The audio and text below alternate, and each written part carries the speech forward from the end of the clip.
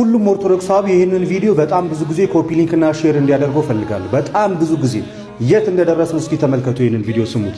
ስም የማጥፋት ዘመቻቸው ከእሳቸውም አልፎ ብሔር ተኮር የቅንዓት የጥላቻ እና የአምባገነንነት ስሜትን እያንጸባረቀ በመምጣቱ የሀገረ ስብከቱን ማህበረ ካህናትና ማህበረ ምዕመናን እንደዚሁም የተከበረው መላውን የኦሮሞ ሕዝብ በሚያስቆጣ መልኩ ሲተላለፍ የነበረው እኩይ አጀንዳ ስላሳዘነን የብፁዕነታቸውን ሹመት አስመልክቶ በተለያየ የብዙሃን መገናኛ ዘዴዎች እየተላለፈ የሚገኘውን የጥቂት ግለሰቦች የዘለፋ አጀንዳን በተመለከተ የኮታ ጵጵስና ሹመት በሚል ለሚነዛው የብሔር ነቀፋ ቀደም ሲል የኦርቶዶክስ ሃይማኖት ለአንድ ብሔር ተወስኖ የተሰጠ በሚመስል አሳቤና የተሳሳተ አባባል ሲንጸባረቅ የቆየው ዛሬም በይፋ እየደገመ ስለሆነ እንዲቆምልን እየጠየቅን ይህ ሳይሆን ቢቀር መብታችንን ለማስከበር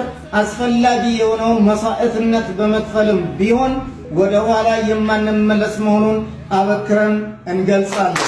ነገሮች እያያችሁት እንደሆነ እንግዲህ ነገሮች በጣም እየተቀየሩ ወይንም ደግሞ ልክ ከሃይማኖት ጉዳይ ወጥተው ወደ ብሔር ተኮር እየሄዱ እንደሆነ ነው ያሉትና ይሄ ደግሞ ቅዱስ ቤተክርስቲያናችንን እጅግ በጣም ዋጋ ያስከፍላታል። ከዚህ በፊት የተፈጠረው ነገር ሁላችንም እናውቃለን። ስንት ሰዎች ምን አይነት ነገር እንደሆኑ መቼስ ለእናንተ አልናገርም። አሁንም ነገሮች ወዳልተፈለገ ነገር እየሄዱ ነው ያለሁት እስካየሁት ድረስ። ስለዚህ ይህንን ነገር ቤተክርስቲያናችን እጅግ በጣም በጥንቃቄ ልትይዘው የሚገባ ጉዳይ እንደሆነ ሐሳቤን ማስተላለፍ እፈልጋለሁ። ከዚህ ጋር ተያይዞ ደግሞ ዛሬ ለኦርቶዶክሳውያን ወንድም እህቶች መልእክት ለማስተላለፍ ነው የመጣው። አባታችን የተገኘባቸው የትምህርት ሕጸጽ ነው ወይም ደግሞ የአስተምሮ ችግር ነው። ይህንን የአስተምሮ ችግር ደግሞ ቅድስት ቤተክርስቲያን በራሷ መንገድ የምትፈታው ይሆናል። አንዳንድ ሰዎች ግን አባታችን ላይ ሲደረግ የነበረው ወይም ንግግሩ ስናደርግ የነበረው ነገር እጅግ በጣም ሌላ ነገር አስመስሎብናል። ቤተክርስቲያን ትምህርቱን ተቃውማለች። ሁላችንም ትምህርቱን ተቃውመናል። ከዛ ባለፈ ፐርሰናል የሚመስሉ ንግግሮችን አባታችንን አብዛኞቻችን ተናግረናል። ይህ እጅግ በጣም ስህተት ነው። እንደ አባት አላከበርናቸውም። አሳልፈን ለብዙ ሰዎች ለአውሬ ሰጥተናቸዋል። ስለዚህ እንደዚህ አይነት ድርጊት ያደረጋችሁ ሰዎች፣ አሁንም እያደረጋችሁ ያላችሁ ሰዎች እንድትቆጠቡ እንፈልጋለን። ይህንን ክፍተት በመጠቀም ሰዎች ለፖለቲካ ይዘታ ደግሞ እያዋሉት እንመለከታለን። በጣም ጸያፍ የሆነ ስድቦችን ከአንዳንድ ሰዎች ሰምተናል። ጉዳዩን እናረጋገው።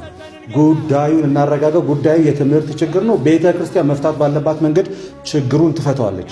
እኔ የሚታየኝ ነገ ላይ ምን አይነት ነገር ይፈጠራል የሚለው የአሁኑን ችግር እናልፈዋለን፣ ይስተካከላል። ነገ ግን ምን አይነት ጥላቻ ሰዎች ላይ እያስቀመጥን እንሄዳለን የሚለው ቤተክርስቲያንን በእጅጉ በጣም ዋጋ ያስከፍላታል። ለዚህ የምንናገረውን ነገር እጅግ በጣም በልክና ልክ አንድ ትልቅ ጳጳስ የቤተክርስቲያን አባት እንደምንናገር አድርገን ልንናገር ይገባል ስል መልእክቴን አስተላልፋለሁ። ሌላኛው ዛሬ እንግዲህ ቅዱስ ሲኖዶስ ባወጣው መግለጫ ላይ ምን የሚል ነገር ተመልክተናል። ሶስት አባቶች ላይ ብፁዕ አቡነ ገብርኤል እንዲሁም ብፁዕ አቡነ በርናባስና እንዲሁም ብፁዕ አቡነ ፊልጶስ በተለይ ብፁዕ አቡነ ገብርኤል ላይ ለትንሽ ጊዜ በመኖሪያ ቤታቸው ይቆዩ፣ እዛው ማለት ነው 5 ኪሎ ወይንም ደግሞ ቅድስት ማርያም በሚገኘው በመኖሪያ ቤታቸው ይቆዩ ተባለ። ይሄንን ይዘን አንዳንድ ሰዎች ምን የሚል ዜና ሰርተናል፣ ታገዱ። እጅግ በጣም በደስታ ሚዲያችንን ለማሳደግ ፎሎወር ለመሰብሰብ ስንል የምንናገረውን ንግግር አጋንን ባንናገር ሰዎች ላይ የምንፈጥረው ከፍተኛ ክፍተት እንደሆነ ልናስተውል ይገባል። ታገዱ የሚል ቃል አልተመለከትንም። ይቆዩ። እዛ ቤተክርስቲያን ቀጣዩን ነገር ደግሞ ታሳውቀናለች። እጅግ በጣም ጥንቃቄ የሚያስፈልግበት ሰዓት ላይ እንደደረስን ክርስቲያኖች ልታስተውሉ ይገባል። ነገ ሊመጣ ያሰበው ችግር ከዚህ በላይ አስከፊ ስለሚሆን ቤተክርስቲያን እና ሊቃውንቱ ችግሩን እንዲፈቱት እናርግ እንጂ እኛ ጨዋ ምዕመናን አንደበታችንን ዘግተን ከቤተክርስቲያን ጎን መቆምን እንጂ እጅግ ስድብ፣ ጸያፍ ነገሮችን ከመናገር እንቆጠብ ስል መልእክቴን አስተላልፋለሁ። ይቆያል።